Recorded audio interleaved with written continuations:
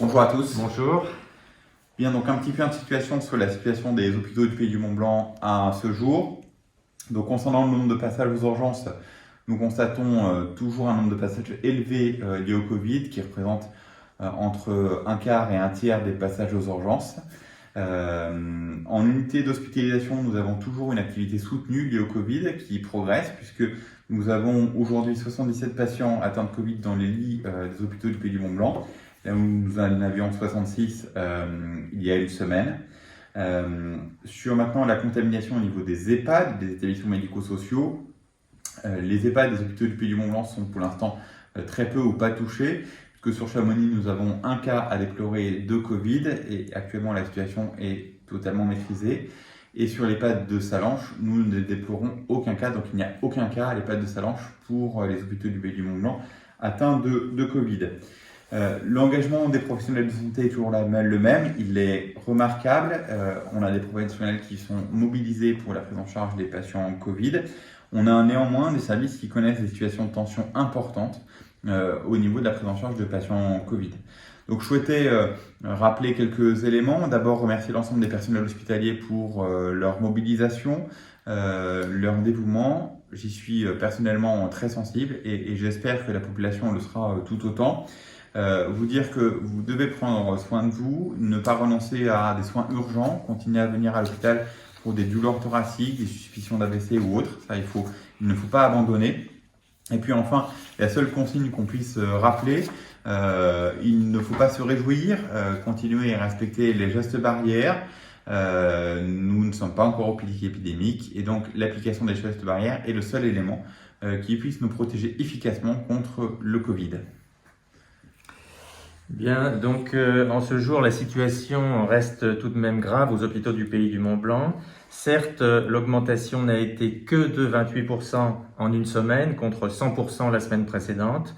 Mais il faut souligner que 65% des lits de médecine sont actuellement occupés par des patients Covid, c'est-à-dire par une seule pathologie qui n'existait pas il y a un an de cela.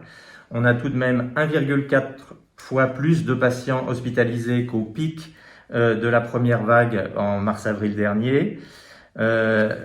Aucun service de médecine n'a pu être sanctuarisé, contrairement à la première vague où nous avions réussi à avoir un service où uniquement des patients non Covid étaient hospitalisés. Là, actuellement, en service de cardiologie, qui était le service sanctuarisé à la première vague, nous avons eu cette semaine 8 patients sur 30 Covid positifs.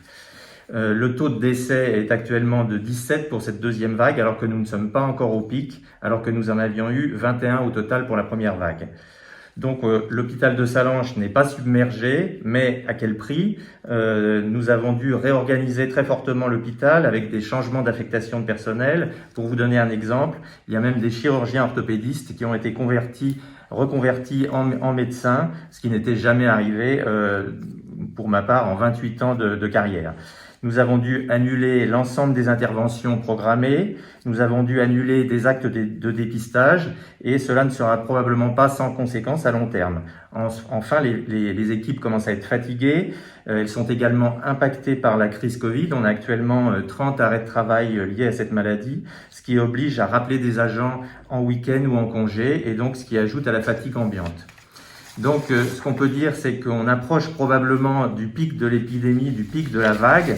Je vous ai fait un petit schéma. Ça, c'est donc la première vague de mars-avril. Et il est probable qu'on se retrouve à peu près ici. Donc, on peut espérer que le pic va être atteint dans les prochains jours. Néanmoins, il ne faut pas relâcher les efforts parce que on a des chiffres qui restent alarmants en Haute-Savoie avec un taux d'incidence qui est très élevé à plus de 1000, un des plus importants dans l'ensemble de la France.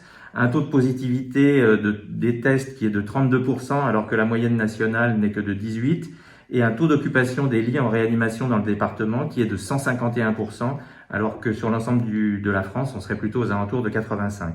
Donc les chiffres restent quand même inquiétants sur la Haute-Savoie et donc le message c'est surtout ne relâchez pas vos efforts. Merci. Merci à vous.